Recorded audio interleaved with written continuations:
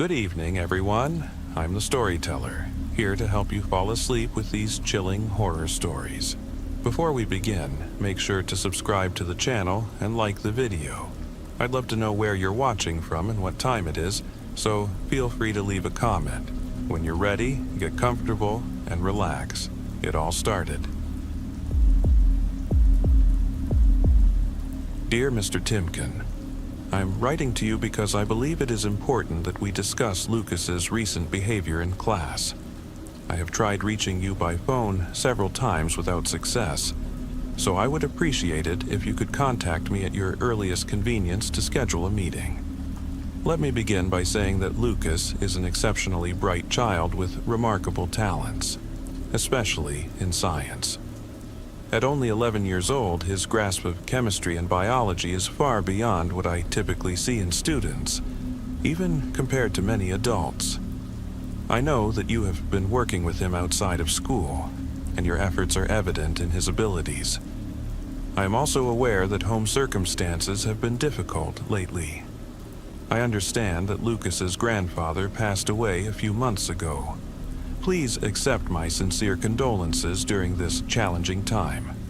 I would not be writing to you if I did not believe the matter to be urgent. Throughout the time I have known him, Lucas has been a reserved child, content to play and eat lunch on his own. He never gave me the impression of being violent or disruptive in class. However, I must now bring 3 incidents to your attention that have caused me considerable concern. The first incident occurred a few weeks ago on the playground at Lincoln Park Elementary in our hometown. Lucas got into an argument with another student. Although neither boy would explain the dispute, a nearby girl reported overhearing Lucas say, quite directly, "If you don't back off, my grandpa will take you down. He knows some real magic. He can make you vanish." I understand that Lucas is still grieving, and sometimes grief can manifest in unusual ways. Still, we cannot tolerate such threatening language on our campus. The second incident happened last week. After class, Lucas asked to review his math homework with me, a rare request among his peers, so I gladly assisted him. As he reached into his backpack, a small red canister tumbled out. Not his usual pencil case, but a plain red can I hadn't seen before. It hit the floor and burst open, revealing a disturbing collection. Dissected insects, a wingless fly, a segmented worm, and a spider with several of its legs torn off, though it still moved slightly, along with a tiny pair of tweezers. Lucas explained that the insects were part of an experiment. He said he was trying to teach himself anatomy by dissecting them. When I inquired why the spider was still moving if it had been operated on, he mumbled something about it having gone into shock. Frankly, I found the whole situation deeply unsettling. The third incident occurred yesterday. It involved a girl named Anna in Lucas's class. Ms. Becker, our teaching assistant, discovered the situation. During lunch, Lucas and Anna had retreated behind some bushes at the far corner of the playground. Miss Becker was on her routine patrol when she heard a cry. Rushing over, she found Lucas standing over Anna, whose eyes were brimming with tears. According to Miss Becker, Anna had her arms raised defensively, and Lucas was clutching a pair of silver tweezers, the same pair from the red canister found in his backpack the previous week. I must confess, Mr. Timken, that when Miss Becker recounted the incident to me, my immediate reaction was to suspend Lucas. Our school enforces a zero-tolerance policy on bullying and aggressive behavior. However, both children insisted that they were merely playing doctor. When I interviewed them separately, they provided the same account. When asked why she was crying if it was all just a game, Anna fell silent. I did notice, though, a red, scabbed mark at the back of her head, a bare patch that seemed to have been caused by those tweezers.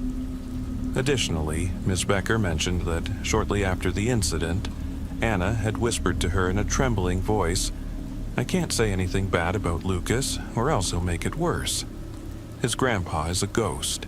He'll come through my window and take me away while I sleep. I tried to get more details, but Anna wouldn't elaborate. I apologize for the length of this letter, Mr. Timken. I know the past few months have been exceptionally hard for you, and I understand that Lucas's behavior might be influenced by his recent loss, especially given what some of the other children have mentioned about his grandfather. However, as a school, we must ensure a safe and respectful environment for all students. I urge you to contact me at the number below so that we can arrange a meeting to discuss this matter further. Sincerely, Mr. Hartman, 5th grade teacher. Just as I finished reading Mr. Hartman's letter, I heard the soft click of our front door locking behind me. I glanced at my watch. Lucas had arrived home from school. I strode to the front door, determined not to waste another moment. There was Lucas in the entryway, slowly removing his backpack. When he looked up, his eyes widened as he noticed the stern expression on my face. Holding the letter in my hand, I said, "Lucas, I just got this from your teacher, Mr. Hartman. I need you to read it, and then explain to me what's going on." Lucas's dark hair fell across his eyes as he fumbled with the letter. His hand trembled, and I could see the fear in his gaze. After several agonizing minutes of silence, I finally said, "Well?" He stared at the floor, unable to meet my eyes. "Come with me," I ordered, gently but firmly taking his arm and leading him through our living room toward a small hallway that led to the back of the house. "You have to understand, son," I began as we walked, "that your actions at school affect not just you, they reflect on our entire family." We reached a closed door at the end of the hallway. I looked into Lucas's frightened eyes and asked, "So, what do you have to say?" Despite the fear, Lucas met my gaze. I'm sorry, Dad," he stammered, his voice barely audible. His eyes filled with tears, and for a moment, he looked nothing like the violent child others might imagine. Just a little boy burdened by loss. I took a deep breath and opened the door. Beyond lay the basement, a space I had arranged with the utmost care, even insisting that the contractors install extra soundproofing. I recalled telling them that Lucas would use the room for practicing his drumming, and I had made sure no sound would escape. But now the basement resounded with high, anguished screams. The noise made my stomach churn. I found myself distracted, momentarily thinking about how meticulously the builders had insulated the space. I'd once believed that by following his grandfather's final instructions exactly, things might finally return to normal. I had thought that when his grandfather suffered a fatal heart attack 3 months ago, our nightmare was over. But then I discovered the instructions he had left behind, and soon his presence began to haunt my dreams. "Look, Lucas," I said softly, trying to steady my voice. "I know how much you miss your grandpa. You remember what a special man he was, don't you?" Lucas nodded, his eyes still glistening. "And you also know that the specific instructions he left must be followed exactly, right?" Lucas nodded again, his voice quivering as he replied, "I know, Dad. I've been practicing because I want to help." His bright eyes met mine with an earnestness that made my heart ache. There was no denying that Lucas was a good boy, a child who, despite everything, wanted to hold on to a connection with someone he deeply loved. Yet, in that moment, I felt an overwhelming dread in my gut. Lucas is just a child. Involving him in all of this was the last thing I ever wanted. But sometimes the alternatives are even worse. The old man's instructions were unambiguous. The entire family had to be involved, or else his presence would never truly vanish. And if we failed, he would know. Always. The first time I went down to the basement, I left Lucas behind, thinking his presence wouldn't matter. But that very night he came to me in his sleep, visiting me in a dream where I was trapped in bed, my arms pinned at my sides, while he stood over me, silently. He pointed at a photograph of Lucas on my nightstand. A message clear as day. If you don't do exactly as I say, you will suffer. Your son will. I reached out, running my trembling fingers through Lucas's hair. Down in the basement, the screams grew louder. I know you only want to help, I whispered. I know you miss your grandpa and want to see him again. But part of helping is keeping what we do here secret. Do you understand? Lucas, his eyes downcast, nodded once more, his small shoulders sagging with resignation. In that moment, I wasn't sure which was worse, having no choice but to involve him in this dark ritual, or the fact that he longed to be a part of it. Sometimes, when he looked at me, I saw a reflection of his grandfather in his eyes. After a heavy pause, I said, "Here's what we're going to do. If you promise to behave at school, I'll let you choose the best parts for the operation. How does that sound? You're still a bit young to help directly, but that doesn't mean you can't be useful." Lucas's eyes lit up with cautious hope. "Really, Dad? Are you sure?" I managed a weak smile, though my stomach churned with dread. Lucas was a good boy, a wonderful child whom I only wanted to protect. I had spent the last 11 years of my life trying to shield him from harm. I had thought that with his grandpa's death the nightmare had ended, but then I found those instructions, and I began to see him in my nightmares. I realized the ordeal was far from over. Now, I watched as Lucas raced up the creaky basement stairs. Pausing at the top, he grinned and said, almost cheerfully, "I know 2 kids at school who lost their grandpas too. They're both really sad because they'll never see them again. But I'm not sad, Dad. We're both lucky." He turned and dashed back down the stairs. I followed him, making sure to latch the basement door securely behind us. The screams were louder than ever, and Lucas's voice echoed up the steps amidst the cacophony. "Just a few more parts to finish, then I'll have a brand new grandpa." In that moment, the weight of our secret and the dreadful path we were on fell heavy upon us both. "I'm sure she's just on her way. She couldn't possibly be ignoring your calls. She'll be here any minute now." I drummed my fingers on the long, scarred tabletop in the nearly empty classroom of Lincoln Elementary in suburban Ohio. Forcing a kind, reassuring smile for little Charlotte wasn't easy. It felt like nothing more than empty promises. Outside, dusk was settling over our small town, and we'd been waiting so long that even the fading light couldn't hide our shared loneliness. I had already sent my teaching aide home after the final bell had rung, leaving just Charlotte and me in the quiet room. What was the point of our shared suffering if we both were stuck in this endless waiting game? Unfortunately, it wasn't the first time. Charlotte's mother was known for her chronic lateness, a flaw that seemed to erase any semblance of care. Charlotte was a bright, lively girl, a spark in the classroom. I couldn't understand why fate, or perhaps the cruelty of those around her, seemed determined to work against her. The other kids were relentless. They excluded her from games and group activities, whispering cruel things behind her back. I'd spoken quietly with some of the kinder students, urging them to include Charlotte, but they all refused. They called her witch with an ease that stung.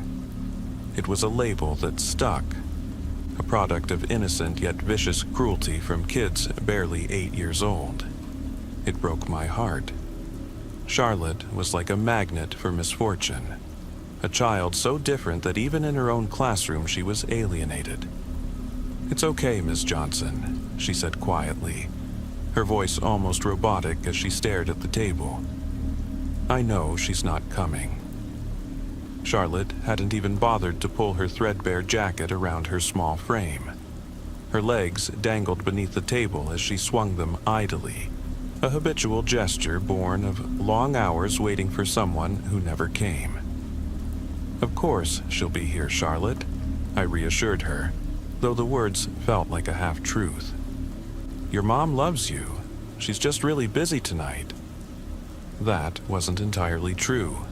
I couldn't even be sure that Charlotte's mom loved her at all. When she eventually showed up, if she ever did, it was with an air of exhaustion, as though collecting her daughter was just another tedious errand. Every time I saw her, she appeared worn down, as if sleepless nights and constant worry were her only companions. She seemed so fragile, so overwhelmed by life. I tried hard not to judge her, but it was nearly impossible. Every day I sat there with Charlotte, abandoned by a mother who forgot her own child after the school bell rang. How exhausted must someone be to neglect the one person they were meant to love most? And just as the other children had convinced themselves that Charlotte was somehow cursed, it seemed her mother might have come to see it that way too. "She doesn't love me," Charlotte whispered, and the words struck me like a cold wind. I'd never want to hear a child say that about her own parent. Every child deserves to feel loved. What pained me most was that Charlotte seemed almost numb to it, as if she'd built an impenetrable wall around her heart. I remembered the day I tried to involve Child Protective Services. I was deeply worried about her well-being, but Charlotte appeared healthy, eating well, neatly dressed, always on time for class. She wasn't withdrawn, and she didn't seem to mind her isolation. "We can't investigate a parent just for being late," the caseworker had said on the phone before abruptly hanging up. I had tried so hard. I wasn't upset about having to wait with her, as the caseworker had implied. I just knew there was more to this story. Something wasn't right. "Why do you think your mom doesn't love you?" I asked softly, hoping to uncover something that might help. "She's scared of me." "Scared? What do you mean?" Charlotte's gaze stayed fixed on the table as her legs swung back and forth. "When we get home, she locks herself in her room. She only comes out when it's time to take me to school." "Doesn't she at least make you dinner?" I ventured. "Yes, she does, Miss Johnson. The food's always on the counter, I just have to eat it," she replied matter-of-factly. I pictured the isolation. A long day with no one to talk to, returning to a house that was silent and distant. But what did Charlotte really mean when she said her mom was scared? What was hiding behind that closed door? "Is anyone else in there with her?" I asked, hesitating. "No, Miss Johnson, she's all alone. She says that's the only place where she feels safe." A lump formed in my throat. If her mom only felt safe in that room, why wouldn't she just let me take Charlotte home? What was going on with her? "Why wouldn't she be safe?" I pressed, my curiosity outweighing my hesitation. "What does she think you do to her?" Charlotte's answer came slowly, her voice devoid of any hint of childish innocence. "Because I'm a witch. She thinks I might hurt her." Her words stunned me. I needed a moment to process this. The very thought that someone might fear a sweet, quiet child for being different was almost unthinkable. "Charlotte, you're not a witch," I pleaded. "Tell me what the other kids say. I'll talk to them, I promise. Why do they call you that?" Tears threatened as I recalled my hope that teaching would be a joyful, fulfilling calling. But children, like Charlotte, tormented by bullying and neglect, left an indelible mark long after the school day ended. "They said I broke Stephanie's arm with my mind," Charlotte murmured, almost inaudibly. I froze, recalling the incident at the beginning of the school year. Stephanie had tripped on the playground, breaking her arm in 2 places. Then rumors spread, whispers that Charlotte had used some kind of magic to cause it. Ever since, the other kids had shunned her, blaming her for everything. Stephanie just tripped Charlotte. That wasn't you, I insisted, my voice rising with suppressed anger. You don't have any powers. The other kids are just being mean. My outburst was unprofessional. I knew I shouldn't have lashed out like that, but all I wanted was for her to smile, to believe that maybe she wasn't so alone. Suddenly, the rhythmic swaying of her legs stopped. Charlotte turned to face me. For a brief, terrifying moment, her vacant eyes locked onto mine. Then, in a voice that was at once chilling and mocking, a laugh that scraped like fingernails on a chalkboard, she laughed. It wasn't the innocent laugh of a child. It was something sinister, something that sent shivers down my spine. In that moment, the urge to flee the room overwhelmed me, just as every other person in her life must have done. I tried to dismiss the sound as my imagination, but it wasn't possible. She was just a child, wasn't she? I told myself not to think that way. What if the other kids are right, Miss Johnson? She asked in an almost saccharine tone immediately after that awful laugh. No, they're not, I said, shaking my head as I tried to steady my voice. I reassured her that her mom would be here any minute, and then I'd speak with her about how serious everything was. I could help. There's nothing wrong with you. Charlotte's face changed, a frown creasing her brow as if she were weighing my words. I could see her mind racing, calculating if I could be trusted, if I could finally break through the loneliness. Then it happened. I heard a sudden, sharp crack. Without warning, an excruciating pain shot through my arm. I felt as though my bones were grinding, splintering as they tore through flesh. I collapsed onto the floor, screaming in agony. I never said something was wrong with me, Miss Johnson. I like being a witch, Charlotte declared, her tone eerily calm. A child had done this, and yet, in that horrifying moment, it became all too real. Charlotte, please stop, I pleaded desperately, my voice trembling. Your mom will be here any minute. Please just stop. I was desperate, hoping against hope that she'd undo this nightmare. Her eyes, once vacant, now burned with an intensity that seemed to mock my pain. I finally realized just how deeply mistaken I had been about her innocence. I thought of how frightened her mother must be, and how I had ignored all the warnings from her classmates. Everything I'd ever assumed was shattered by the truth. Charlotte watched me writhe on the cold floor, my vision blurring as my heart pounded so hard it felt as if it might burst from my chest. She's not coming, Miss Johnson, Charlotte said, rising slowly from behind the table. With deliberate steps, she moved toward the door. What have you done? I gasped, my mind racing with the thought of the exhausted woman waiting outside, perhaps in her car, wondering if this was all some cruel trick. Charlotte offered one final, ominous grin as she crossed the threshold. She's not coming, Miss Johnson. My mom forgot to lock her door last night. I've wanted to get this off my chest for a long time. The only person who knew the whole story was my wife, and she didn't find out until after we were engaged. I had no one else to talk to, because anyone who found out would have looked at me with disgust. It's been 15 years since these events unfolded, and now I finally feel safe enough to share my story anonymously. Back in high school, I went through one of the darkest periods of my life. Traumatic events in my childhood, mixed with the turbulence of adolescence, left me a very awkward kid. I might consider myself decent looking now, but back then I was a scrawny 5 feet 4 inches, as pale as freshly laundered sheets and painfully thin.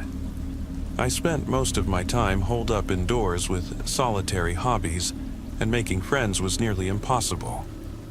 I was known as the lone wolf, the kid everyone warned you about. My only real friend in the world was my creative writing teacher, Mr. Artman. Older than me, he saw a bit of himself in my struggles.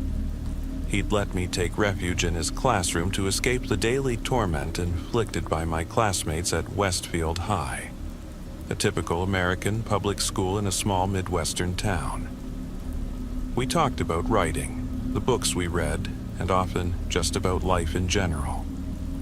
More than once, Mr. Artman stopped me from giving up entirely. I was deeply depressed, sometimes even suicidal. I never went through with my plans because he was always there for me. He helped me deal with things I thought no one else could understand. He understood my anger like no one else ever had. I hated the guys who bullied me. I despised the girls who snickered as I passed by, and I resented the teachers who turned a blind eye, or, like my gym coach, almost cheered me on. I truly believe that without Mr. Artman, I wouldn't be here today to tell my tale. Without someone to confide in, the self-loathing, rage, and disgust inside me might have overwhelmed me much sooner, and for that, I'll always be grateful. In my junior year, Mr. Artman fell ill. They never told us exactly what was wrong, but he ended up missing nearly a month of classes. Not having someone to talk to during that time weighed heavily on me. I wasn't allowed to stay in his classroom alone anymore, and with my safe haven gone, I became an even easier target. The bullies I'd managed to avoid now stepped up their game. Every day felt like pure torture. The bullying escalated from teasing to outright physical assaults. One day, they smashed my nose. Another, they slammed my hands against the locker door and locked it shut. Amid all this chaos at school, my parents were having their own long-running battles at home. In the week of the incident, my mom left the house. Neither of my parents really understood me, though my mom at least tried. I've never forgiven her for leaving me alone with my dad. I know what I did was stupid. I know it was the most drastic solution for something that probably would have changed over time. But at that moment, I couldn't see any other way out. My dad kept a registered gun in our attached garage, kept there for emergencies, like a trip to the local shooting range with his buddies. On a Monday, I took that gun into my room. My dad never noticed it was missing, since the drawer where it was kept was mostly empty anyway. I stood in front of the mirror with it, practicing my steely look. I knew exactly what I planned to do, even though the idea of simply using it to end my life had crossed my mind a few times. I didn't want to just vanish. I wanted to leave a mark, a lasting impression. I counted the rounds in the gun 17 times. There were only 3. Not knowing where to find more ammunition, I had to count every shot. One bullet was earmarked for John Miller, the jerk who'd filled my locker with prank-filled, urine-soaked balloons. The second bullet was for Michael Sanders, the guy who had deceived me for weeks by pretending to be a girl from our class, only to ditch me when I finally confronted him. The final round was for me. I couldn't bear the thought of ending up in juvenile detention, and I never wanted to keep living under such unbearable pain. By Friday morning, I tucked the gun into the waistband of my jeans and pulled on an oversized hoodie to hide the bulge. Everything felt surreal as I walked into school, as if I were moving through a dream. The hallways and the chatter around me blurred into a distant background hum. In retrospect, I realize I had emotionally detached myself from the situation.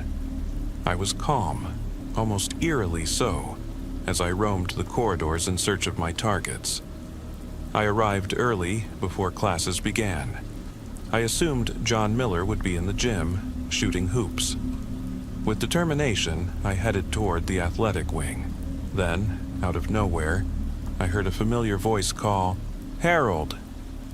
I turned to see Mr. Artman standing in the doorway of his classroom. "Come in, I need to talk with you." "Hey, it's good to see you," I replied awkwardly, forcing a smile.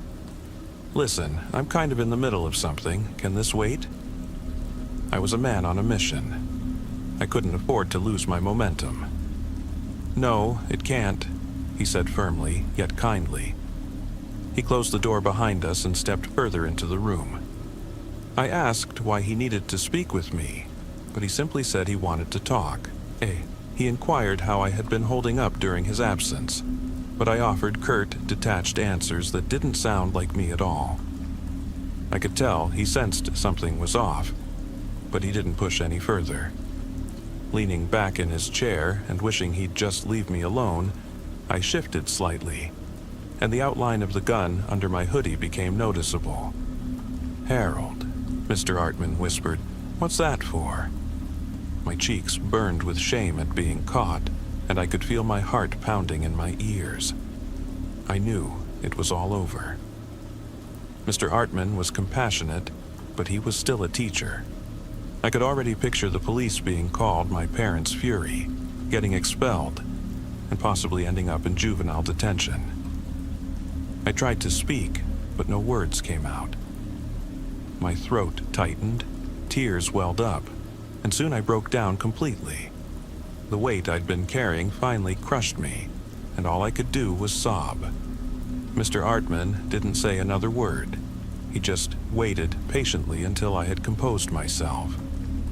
When I finally did, I told him everything. The whole story spilled out.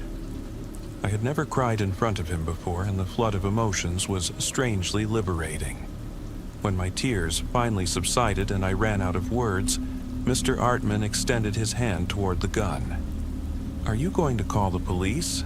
I asked, hesitantly. "No," he replied softly. "What good would that do?"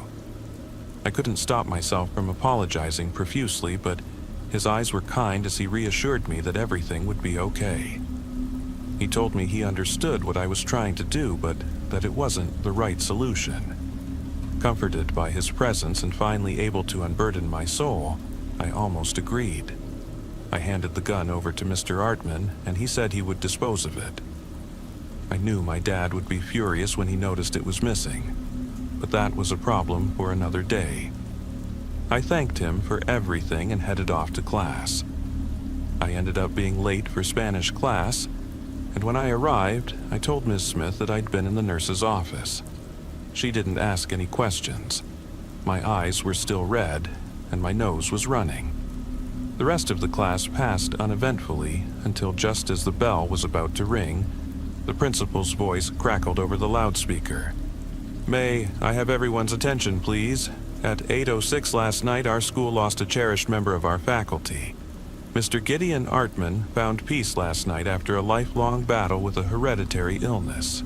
There will be a memorial service on Tuesday for anyone who wishes to attend, and counseling services will be available throughout the week for students and staff needing support.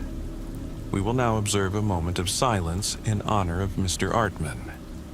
A few startled gasps filled the room as the announcement ended, but Ms. Smith quickly restored order.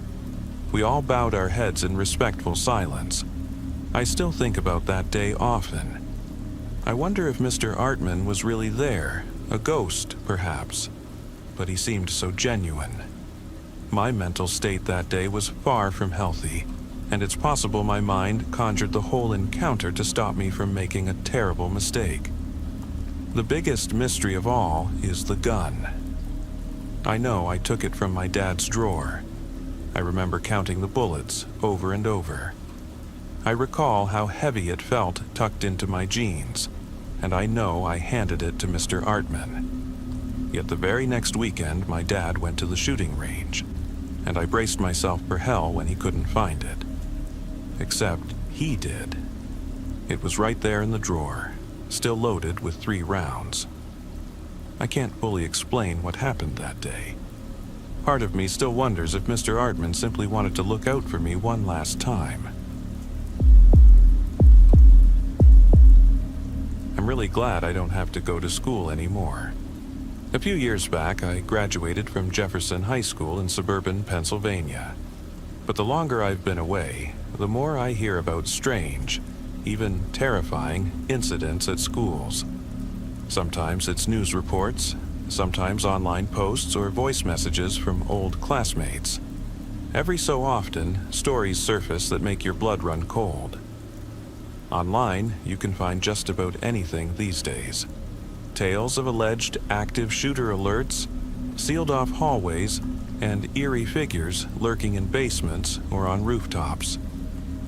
Some swear they heard that a homeless person once spent the night in the gym, while others claim a confused stranger wandered onto the school grounds right off the street. You never know which of these stories are true and which are just rumors. But one thing I know for certain is that something really did happen at my old school. A day when the entire building was plunged into what we later learned was an active shooter lockdown. And to this day, I'm not sure anyone ever learned the full truth about what really went down that day. Sometimes I even wonder if everything I saw and heard that day was real, or if it was just a fevered hallucination born of panic. It all feels like a bad dream, something that shouldn't have been possible. And yet, I remember that day all too clearly. It happened right in the middle of third period, during Mr. Bergman's math class. We had just finished a major exam. I later found out I'd ended up with a terrible grade, but that hardly matters now. Mr. Bergman excused me to use the restroom. Our school didn't officially have hall passes like some other places, but we always had to get a little slip signed so we could move about the building. The trouble was, the only restroom on that floor was closed for renovations that day, so I had to go up one floor.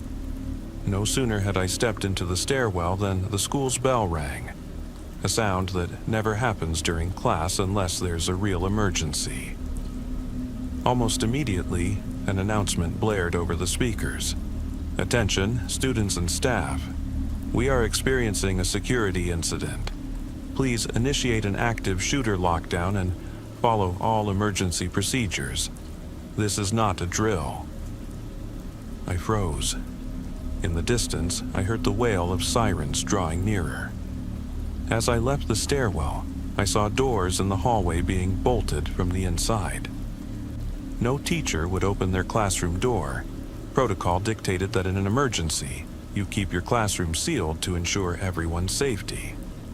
I found myself alone, standing in a deserted hallway. The restrooms were out of the question, even if they hadn't been under renovation. Not long ago, there had been an incident in our school bathrooms where a group of older students had locked a younger kid in a stall with duct tape. Ever since, the administration had removed all the locks. So if anyone was roaming the halls, I'd be as exposed as a display in a glass case. I ran down the corridor. In every classroom, I could see lights being switched off and blinds being pulled down. No one would open their door for me, no matter how much I knocked or called out. I had to find another safe haven before something truly horrible happened. That's when I spotted a half-open door, the janitor's closet. At Jefferson High, it was common for Mr. Black, our longtime custodian, to be busy setting up for lunch service around that time. He was probably moving tables in the cafeteria when the lockdown began. The closet was empty. I slipped inside and carefully locked the door from the inside. I switched off the overhead light, plunging myself into near darkness. A faint sliver of light seeped in under the door. I crouched down and waited. The sirens had grown deafening, then abruptly fell silent. My heart pounded so hard I thought it might burst. I wasn't sure if I should feel relief at the sudden quiet, or be even more terrified by the eerie silence. After what felt like an eternity, I began to hear numerous footsteps in the hallway. They must have been first responders. I could hear the crackle of radios and overlapping voices issuing orders. The initial words were unmistakably police commands, calm yet laced with tension. Then I distinctly heard a man's firm voice, the apparent leader. "All units in position?" A subordinate replied, "Yes, Chief." "We have confirmation that the subject is still inside. Team C has cordoned off the area, and Team B is securing the rear exits. He's not leaving this building." The chief's voice was resolute. Good. Remember, he could look like anyone here. We cannot allow him to escape. I take full responsibility for this situation. This ends now. For a few minutes, all I heard was a chaotic mix of footsteps and clipped orders. It was all so meticulously coordinated that my hope was pinned on them ending this nightmare quickly so I could safely leave my hiding spot. Then, suddenly, the chief's voice boomed, "Stop! Hands up immediately." In that instant, the chatter ceased. I could almost feel dozens of weapons being drawn, the metallic click as safeties were released. "Drop to the floor, keep your hands visible." Absolute silence took hold, broken only by the sound of shuffling shoes and the ragged breaths of a group of officers. I said, "Get down, no tricks, this isn't a drill." Inside me, I braced for a firefight, maybe even the usual shouts of "Target down" or "Suspect neutralized." But instead, I heard a scream I'll never forget. It wasn't human at all. It sounded like a wounded animal colliding with metal, a shriek full of agony and unearthly rage. A cold shiver ran down my spine. My instincts screamed to flee, but I was paralyzed with fear. Then came the first shots. They echoed down the hall, mingling with that unspeakable wail, followed by panicked shouts and the sound of something ripping and tearing. Through the crack in the door, I saw shifting shadows in the hall and the sickening spray of what I could only assume was blood. A bullet whizzed past the door, striking the thin metal just beside me. I flinched and stifled a scream. Peering through the small gap, I witnessed several officers in tactical vests desperately trying to target something that moved with an impossible, inhuman speed. The figure looked grotesque, at times unnaturally elongated, as if its body were being stretched out, distorted. I could just make out it grabbing someone and hurling them through the air like a rag doll. Everywhere there was blood. More gunshots rang out. The horrifying screams intensified for a moment and then suddenly cut off. I heard a hoarse howl that slowly faded, followed by a dull thud and the ragged gasps of several men. The chief's voice came over the radio once more, strained and grim. "Team A, he's down. Repeat, subject neutralized. We need a cleanup crew immediately. Copy?" I was frozen, caught between morbid curiosity and an urge to hide even further. I dared not look through the gap again. It was far too gruesome what I'd already seen. Trembling in the darkness, I listened to the frantic commotion, muffled voices, and shuffling steps until eventually everything fell silent. After a while, the school's intercom crackled back to life. The active shooter lockdown is now lifted. All students, please remain in your classrooms or designated safe areas until further notice. I repeat, the lockdown is over. Only minutes later did I finally dare to leave the janitor's closet. Cautiously, I stepped into the hallway. Despite the earlier sounds of gunfire, screams, and chaos, the corridor was eerily empty. Where I had seen blood seeping through the crack in the door, there was now nothing. No traces, no spent shell casings, nothing. As if nothing had ever happened. I returned to my math class, where I later told my classmates that I'd hidden in a supply closet and hadn't heard a thing. They regarded me with a mixture of respect and quiet shock. I soon realized that none of my peers mentioned the horrifying screams or the chaos in the hallways. So, I kept silent about what I'd witnessed. That same day, classes were dismissed early and our parents picked us up. The parking lot was swarming with police cruisers and ambulances, though I didn't see anyone being carried away on a stretcher. My parents were distraught after hearing about the active shooter incident on the radio, and they were relieved beyond measure when they finally embraced me. Later that evening, I anxiously tuned in to the local news report. The live broadcast had ended, but a summary aired at 10 p.m.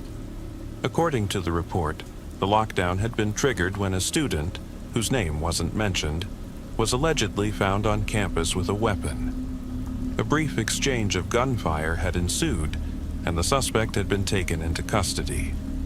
Official statements maintained that no one had been injured. To my shock, during a short camera pan in the hallway, yes, the very corridor where I'd hidden, the door to the janitor's closet appeared completely unscathed. There was no bullet hole, not even a scratch. It was as if the door had been replaced in a hurry, long before any evidence could be collected. They even showed footage of a student being handcuffed and escorted away. The student, sporting a white button-up shirt and shorts, looked angry but unscathed.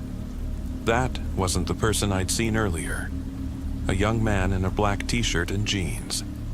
And more disturbingly, the reports insisted that no one had been injured, which felt like a blatant lie compared to the blood, gunfire, and inhuman screams I had witnessed. Then there was what the chief had said, a remark about, "It's my responsibility that he's here," and especially, he could look like anyone. What was all that about? What was this mysterious entity or situation he referenced? To this day, I still don't know exactly what transpired in the hallways of my old school. I didn't see enough, didn't hear enough to form a complete picture. But one thing is certain to me. There was no armed student in the sense that the media described. Something, or someone, was detained that day. A suspect who vanished from the headlines as quickly as he'd appeared. The officers in the hallway were not ordinary law enforcement. No standard police response could erase potential weapons, spent casings, and bloodstains in mere minutes. No human being could scream the way I heard that scream. It wasn't human at all. Whatever happened between the stairwell and the janitor's closet, it passed me by.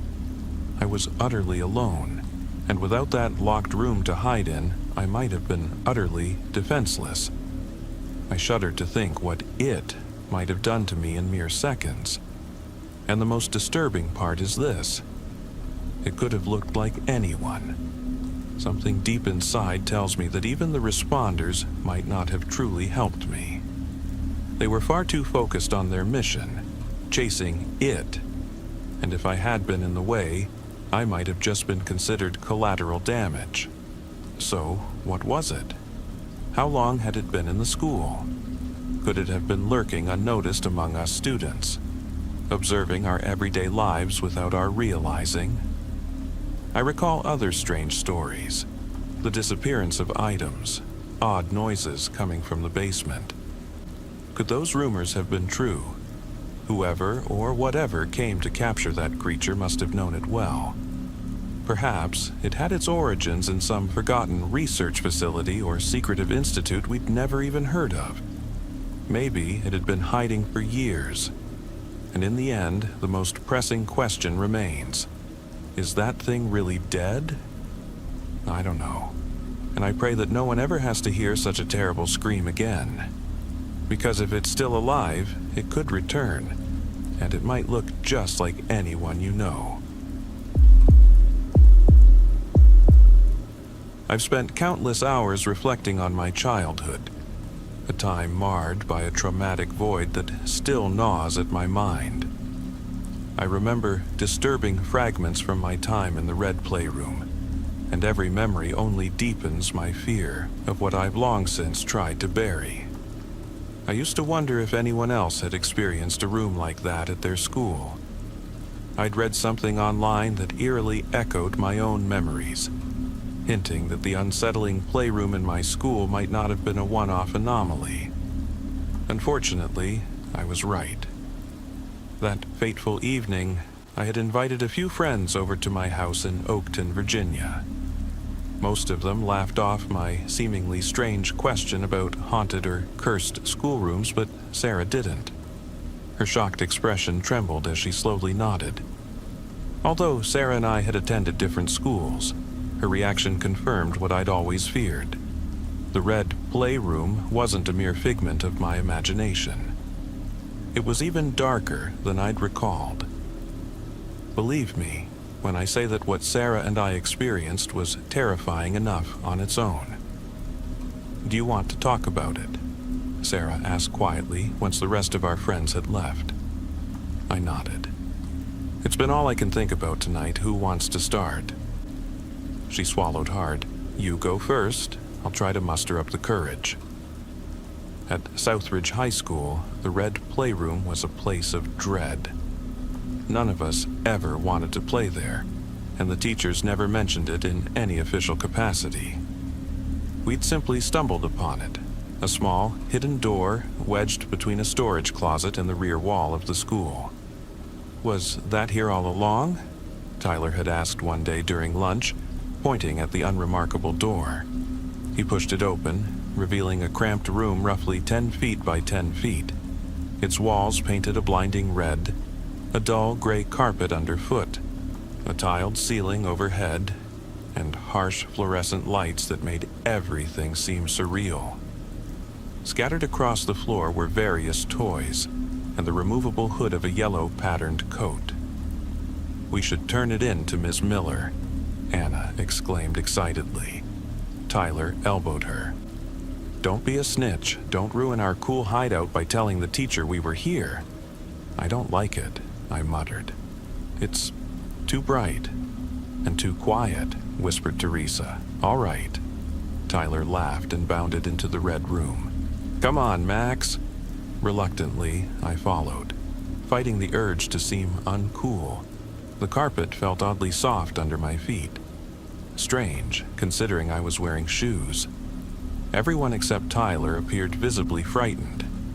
As the loud, self-assured leader of our little group, he tried to seem unfazed. Yet I often wondered if deep down he felt the same dread that we all did. We simply didn't belong there. But that never stopped Tyler from dragging us back to the Red Playroom day after day, week after week. We'd sit there and talk, as if our conversation could distract us from the unsettling aura of the room. Tyler claimed it was the perfect spot to switch off from everyone else, a way to appear tough enough to handle the horror lurking around us. Then one day, new toys appeared. "Check out this cool thing," Tyler said with a laugh, picking up a small ball printed with a smiling face.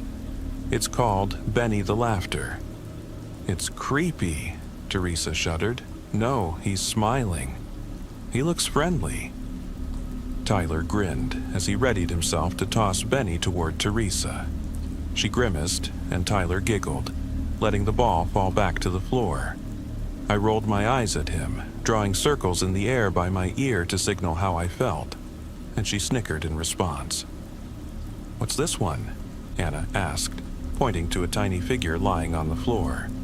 Tyler picked it up, and we all huddled in for a closer look. It was a plastic little man, clad in a green hooded raincoat. At that moment, the bell rang. "Come on," I said. "Let's go." As we entered the classroom, something caught my attention. "Why did you bring that with you, Tyler?" I sighed. My friend grinned and ran his fingers over the figure. "No one's going to miss him." "But they will," I insisted. "You're going to get in trouble." "Whatever," Tyler shrugged, fiddling with the figure's limp limbs. "I'll toss him out anyway. His arms and legs don't even move." "He's not an action figure, you dummy," I snapped, rolling my eyes. On our way out of the classroom, Tyler threw the figure into the trash, a move that infuriated me.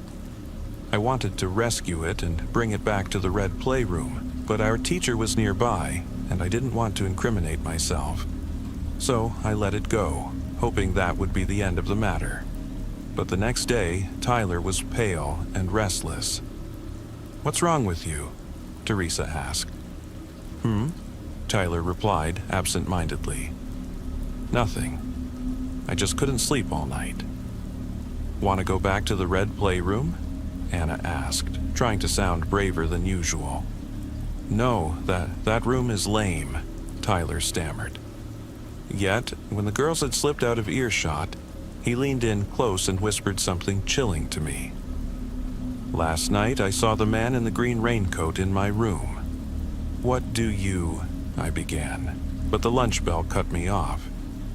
In that very moment, something happened that would shake our town for years to come. While I was hurrying toward the main building, I noticed that Tyler had fallen back behind me. But when I turned around, he was nowhere to be seen. Search parties combed the school for weeks on end, but the boy was never found.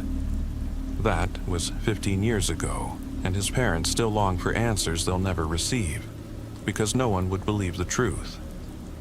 I rushed into the building to get help, only to find that the door to the red playroom had vanished, leaving me to wonder if I'd imagined it all. I believe Anna and Teresa felt the same. My memory is spotty, but I'm certain our terror of that room stemmed from what we saw and heard there. Shadows of horror that I had long suppressed. I knew, deep down, that the playroom was responsible for Tyler's disappearance. And on the last day of middle school, 2 years after Tyler had vanished, I finally got my confirmation. I was alone in the hallway when I heard a creak coming from a far-off storage closet. The door to the red playroom had reappeared. With trembling hands, I slowly opened it, and there, in the center of the worn carpet, stood something utterly otherworldly. 2 figures. One was the man in the green raincoat, and the other, a shrunken version of my best friend, Tyler. As I screamed in disbelief over Tyler's fate, I found myself spiraling into an even deeper horror. The carpet began to tear, and long skeletal arms emerged from beneath the floorboards. A life-sized version of that creepy raincoat figure loomed before me. The slender man regarded me with a face so smooth and expressionless, it was as if he were molded from plastic or resin. Before I could react, his thin fingers shot toward me. I shrieked, fell backward, and slammed the door shut before his arm could reach me. But his fingers clutched the doorframe and I braced myself, preparing to join Tyler in that cursed place. At least, I thought, I wouldn't have to face that evil room alone. "Max," Miss Miller's voice rang out. With my hands pressed against the door, I spun around to see the stern, shadowed face of our teacher in the hallway. In that moment, I realized my mistake. The wood seemed to melt away from my fingers, and when I turned to the wall, there was nothing but a plain, unremarkable wall. I've been back to that school countless times over the past 15 years, but the red playroom has never reappeared. Tyler remains lost forever. After I finished speaking, Sarah's face had gone completely pale. "It's okay. You don't have to tell your story," I assured her. But she shook her head. My friend did have a story she wasn't telling with words. Slowly, she reached into her bag and pulled out a small object. "This is Jennifer," she whispered. Sarah revealed a tiny figurine of a little girl wearing a yellow patterned coat, a final, haunting echo of a past we both wished we could forget.